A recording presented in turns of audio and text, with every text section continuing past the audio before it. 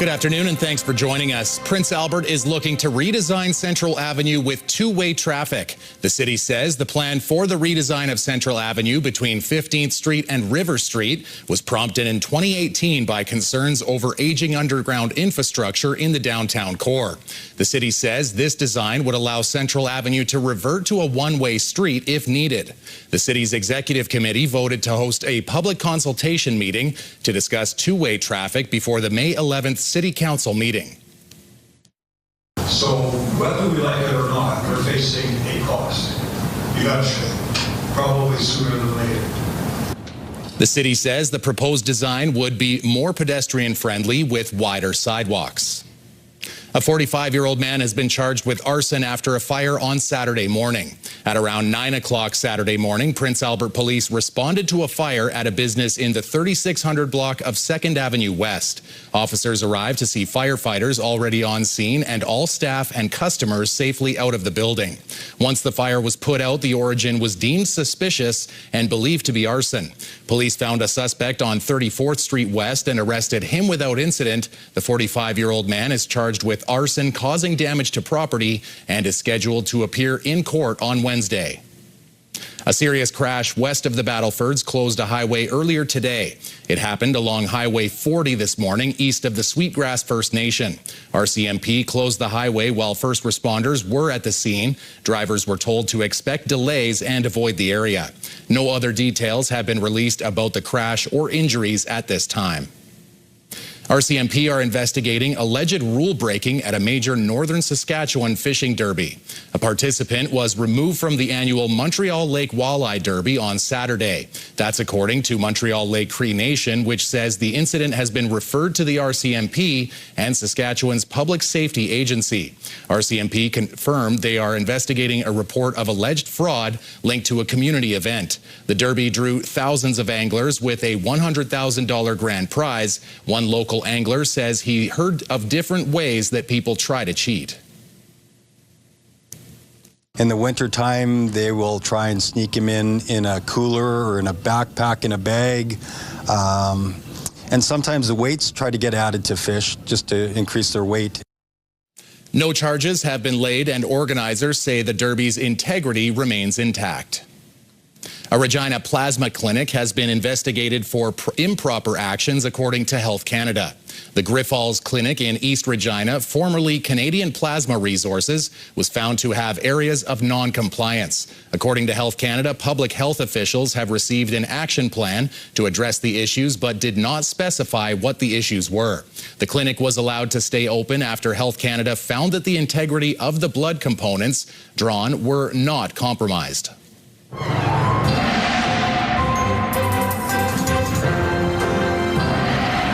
Well, Jeff, we just talked about it a few moments ago, but boy, that wind, something's on the horizon, and the wind is sort of telling the tale. Telling the tale, indeed. We've got some cold Arctic air out there, some stronger winds, but of course that Arctic air is going to be smashing into some warmer air from the south, and in between we've got ourselves an interesting storm track.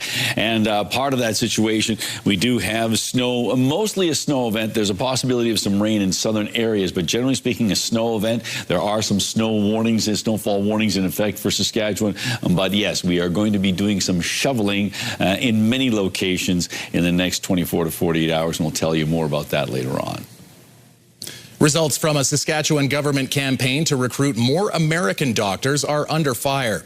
This video is part of the Saskatchewan government's effort to hire doctors from the U.S. Last spring, the Ministry of Health launched 2 campaigns totaling nearly $250,000. The result, 3 job offers. NDP Miera Conway says the recruitment results last week, Health Minister Jeremy Cockrell, defended the results. He says in addition to 3 contracts, 15 American physicians are at various stages of recruitment.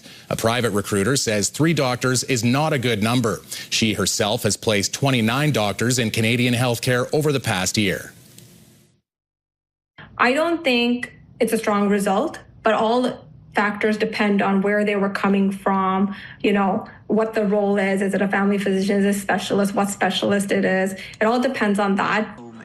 The health minister says recruitment is now shifting from the U.S. to the U.K. and Ireland. The Saskatchewan Healthcare Recruitment Agency recently partnered with this Irish influencer, and recruiters are scheduled to attend events in Dublin, Manchester, and London this May. New research from Vito is highlighting tuberculosis, one of the world's most deadly infectious diseases and a growing concern in Saskatchewan. Tuberculosis infects more than 10 million people and kills 1 million people every year. Rates are nearly double the national average here in Saskatchewan, with more than 100 people with the disease. Treatment can take up to 6 months, needing many antibiotics. Researchers say drug-resistant tuberculosis is on the rise, and it's more expensive to treat. It continues to kill many people, continues to make many people sick. And unfortunately, even in Canada, there are certain parts of the country, especially in the north and in Canada's Indigenous communities, where TB is still very problematic. Researchers are also working on a new vaccine for cattle to help prevent the spread from animals to humans. Scott Moe is joining 3 other premiers in calling on the Prime Minister to give provinces more say in appointments of higher-level judges. Moe, along with the premiers of Alberta, Quebec, and Ontario, want Ottawa to allow provincial governments more say in appointing superior and appeal court judges. In a joint letter, the 4 premiers said they want Ottawa to choose court appointments from a pool of candidates recommended and approved by provincial governments. In Saskatchewan, the proposed changes would impact Court of King's Bench and the Court of Appeal. The province has teamed up with the Saskatchewan Distance Learning Centre to get high school students earlier exposure to a career in healthcare. Titled Health Careers 20L, the new program gives students a look at opportunities in the healthcare field. The government hopes it's a jump-off point for young people to get interested in the industry. The long-term goal is keeping healthcare workers from Saskatchewan working in their home province. It doesn't focus in or hone in on any specific career or profession in particular, but students will have the opportunity to get a high-level understanding and some learnings around things like medical imaging and diagnostics, nursing. A couple of additions I understand have been added in through some consultation with the Virtual Health Hub include potential opportunities as physician assistants and in virtual healthcare administration, things that didn't exist all that long ago. Available for students grade 10 through 12, students enrollment registration for Health Careers 20L is both in-person and DLC classes, already open for the 2026-2027 school year. A new report says agricultural lands prices in Canada continued to climb last year, and Saskatchewan was among the provinces seeing big bumps. Farm Credit Canada says Canadian farmland values rose an average of 9.3% last year. Manitoba saw the highest increase at just over 12%, followed by Alberta at 11.4% and Saskatchewan at 9.4%. The FCC says the Canadian farmland market remained resilient despite trade uncertainty and cost pressures. Award-winning best-selling Saskatoon author Yann Martel is preparing to launch his newest book next week, an inventive retelling of the Trojan War. The end result was this, inspired by the Iliad. It's about a Canadian scholar who discovers this lost Trojan War story, told from the point of view of a commoner, and it's told in a slightly unusual format. It's told in verses on the top of the page and then footnotes at the bottom of the page. Martel won 2 literary awards for his 2001 book, Life of Pi, which was adapted for film and won 4 Academy Awards in 2012. He is currently on a book tour across Europe and North America, leading up to the release of his new book, Son of Nobody, March 31st. When we come back, another edition of Indigenous Circle. Mick Favel explores a new training and jobs program to help students learn closer to home.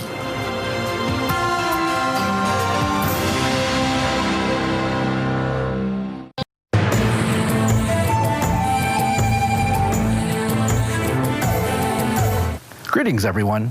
For many living on a First Nation in Canada, gaining a post-secondary education or training requires leaving home.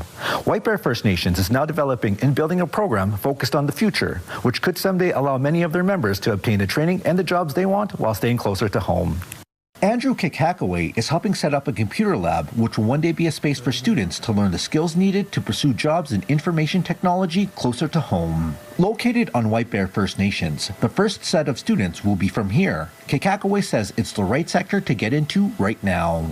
Today, the future is actually going towards more electronics, such as servers, computers, and it keeps evolving with every passing year, but it's every few months you see something new that's happening. Kikakaway, who's originally from White Bear, moved to Toronto to study IT at Humber Polytechnic. The Institute is a key partner in the Hub's creation and will be a part of the early stages of this initiative. Once up and running, it will be a 2-year diploma program, specifically crafted for graduates to jump into jobs tailored to their skills. We're only doing things where there are jobs. That's the philosophy that we had. So because people understand that, we're getting a lot of interest and excitement from both Indigenous and non-Indigenous potential students as well. With the new program, the nation is thinking about their future students, keeping them closer to home and in their support system. If we have our own training, it's easier, accessible. We can provide the rides, we can provide the anything that's a barrier to our people to get educated. This is why we need to bring more programming to our nation and to help our people grow in the area of job opportunities and education. Chief Jonathan Passip says the program is the result of the nation coming together to decide if it would be the right fit for everyone. If this is successful, there are ideas of expanding the hub into a trade school with rooms for others to join. We're going to be having more seats available. Some will be allocated for White Bear citizens, but we want to open it up to the community. Anyone that's interested in coming and learning about information technology, having that diploma will be available for everyone. The first class is scheduled to begin in September. If you have a story you would like to see in this segment, here's how to reach us. You can contact me by email, and you can also watch past episodes and segments of Indigenous Circle on our CTV Regina and CTV Saskatoon websites. Indigenous Circle, brought to you in part by Saskatchewan Indigenous Enterprise Foundation, growing the First Nation entrepreneurial spirit. Stay tuned. Jeff has a detailed look at weather coming up, and a study shows a disparity in access to prescription medication.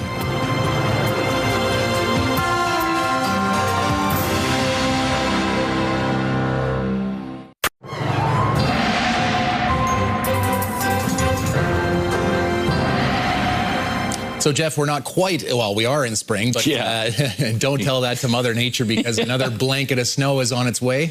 It certainly is. We can expect to see some substantive snow in many areas, particularly Prince Albert and north, but it's not to say Saskatoon and the Battlefords, they aren't out of the woods at all.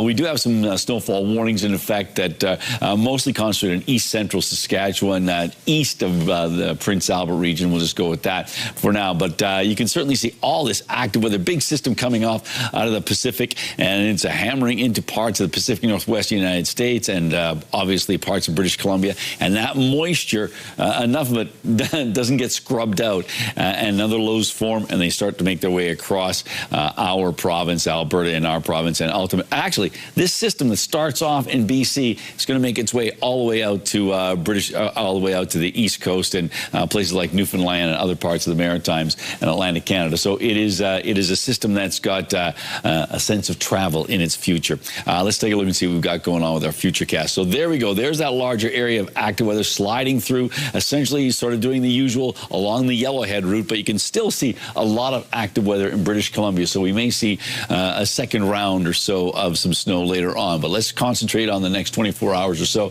So we do anticipate some flurries throughout the region. Spiritwood, 18 degrees. The Battlefords, minus 16, minus 19 in Canada Lake, minus 19 as well in Birch Hills and Roster, and then minus 19 in Nipawin and Melfort. So everyone around that minus 17 or 18 degree mark as we make our way into the overnight period. And then rolling into tomorrow, yes, just about everybody's got snow in store. Some places may get the brunt of their snow tonight. That certainly includes the Battlefords, expecting most of the bulk of their snow tonight, but other locations a little bit tonight and then more tomorrow. tomorrow. Maybe a little bit is estimating what we'll be getting, because it would be probably around 5 centimeters of snow. So yes, a couple of inches of snow. So that's what we're expecting in the Prince Albert region tonight. Temperature dropping down to -19, and the winds staying on the breezy side. Winds out of the northeast at 20, gusting to 40. So a cold wind to be sure. And then rolling into tomorrow, well, more snow. 5 to 10 centimeters of snow for the gateway city. -11 degrees for a high. And the winds don't really change at all. Winds out of the northeast 20, gusting to 40. So we've got that to look forward to. Brr. -9 on Thursday, -8 on Friday, slowly warming up. -4 on Saturday. Sunday, -1, but then it backslides a little bit. We have a chance of some flurries on Monday at -3, and staying at -3 on Tuesday with cloudy skies. So temperature staying below seasonal for at least a week. And that storm is going to have a nice collection of postcards from all the towns it's made across by the end of the week. That's right. That's right. It's Tommy Hunter. That's what this one's getting. Exactly. All right, Jeff. Well, more than 200 athletes from around the world were in Toronto this past weekend for the 12th annual Canadian National Blind Hockey Tournament. Mike Walker has more on the impact of making the game accessible for players of all ages and skill levels. The rattling noise of a large adapted puck with ball bearings inside echoes throughout the Mattamy Athletics Center, as players of all ages with 10% vision or less compete in the Canadian National Blind Hockey Tournament. Everything they do is based off that sound. Aiden started playing hockey when he was young, but had to stop after he lost his vision. He says this opportunity to play the game he loves has had a big impact on his life. It's something that's allowed me to play the sport I love at such a high competitive level that I never thought I could because of my vision. This is the 12th year for the tournament, which is the largest of its kind in the world, with a record-setting 200 athletes competing in 6 divisions from children to adults. Hockey is so woven into our cultural fabric that everybody wants to be a part of the game and everybody should have a place to play. Making the sport accessible for players of all ages and skill levels, like Wayne St. Dennis, who has been playing blind hockey for nearly 30 years. It's a big community, and everybody's here for the same reasons. And now with these tournaments, you get to compete, which is fantastic. And Ruby Coleman, who joined the youth program in Vancouver 3 years ago. I learned to skate on the team, which was so much fun. These are like some of the best people I've met, and it's so good to have that support system. The event also includes the 7th annual International Series, which features Team Canada and Team USA, and for the first time, Team World, largely made up of players from Finland and the UK. When we come together on this ice, we're all equals. Kelly Serbu captains Team Canada. I wouldn't have thought this late in sort of my playing career will say that I'm actually playing what I believe to be meaningful hockey. The goal is to grow the sport globally. Our goal is to get an 8-country world championships going in the next 4 to 5 years, which would allow us to potentially apply for inclusion into the Winter Paralympic Games, while continuing to build blind hockey programs for all ages across the country. As organizers continue to spread awareness about blind hockey programs across the globe, they're hoping Finland will have a national team represented at next year's tournament. Mike Walker, CTV News. Do you have a community event you would like to promote? Or maybe you'd like to draw attention to your organization. Let your local CTV station help you spread the word. Contact us at 306-922-6020 or email panews@ctv.ca. You can appear on CTV Prince Albert's News at 5 and get your message to our viewers.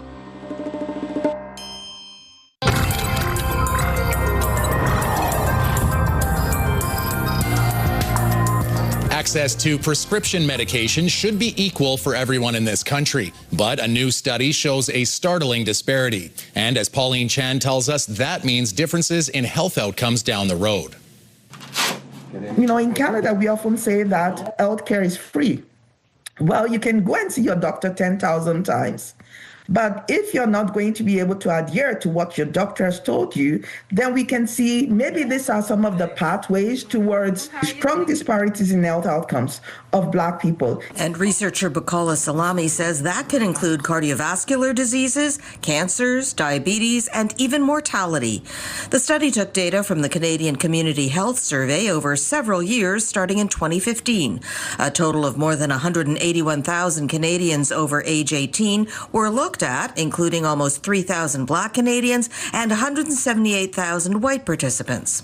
What we found is that Black people were less likely to, one, have a prescription, prescription drug coverage, and that even after we accounted for prescription drug coverage, age, gender, and several of other factors, they were still less likely to fill a prescription because they did not have the financial means to do so. U.S. research has shown similar trends. One of the things we found is that females were also less likely to fill up a prescription than males because of cost. And even when cost was a factor for both groups, Black people were more likely to not fill the prescription at all. White people were more likely to skip doses. The study authors are calling for more equity-based pharmacare coverage and further research to better understand these discrepancies. Pauline Chan, CTV News. Brought to you by Saskatchewan Union of Nurses. Thank you to Saskatchewan's 11,000 registered nurses. All right, Jeff, we are not the only ones that are waiting, I want to say patiently, but that's not the right word, but waiting for spring weather. How about these little ones at the Whipsnade Zoo in the UK? Mick, the 3-year-old white rhino, stepped outside for the first time last week, but there's more. Their giraffe calves, Leonie and Duke, are also enjoying the sun and warmth. There they are. While Mick was a little hesitant about being outside, the two giraffes obviously loving every minute of it. And that's weird to see a small, I guess, in stature giraffe there. That's like, what, 5 feet tall maybe? I don't have a perspective, but yes, they don't look gigantor. You bet. Yeah. I could get up for that. You could say once the grass turns that kind of color of green, you can tell you're on your way. Yeah, absolutely. It certainly starts to feel a whole lot more like spring moving into summer. Absolutely. Hey, we ran this story about the National Blind Hockey Championships, and I know you don't like to blow your own horn, but you were a coach at this event last weekend in Toronto. I was, and that's why I have to shamelessly plug everybody at the Canadian Blind Hockey Crew, and obviously everybody that competed. In fact, a couple of those guys, Aiden was one of the guys on my team, the Leafs. Right on. And believe it or not, we were able to come back with a little bit of hardware. I don't know if you'll be able to see that on the cameras, but they actually have Braille on the medal. So if you were to read the back of it, it'll say Open Division bronze medalist, but then it'll also have the info in Braille there. So a really cool tournament, my second opportunity, and again, hopefully I can bring back a new color next year. All righty. National news is coming up next.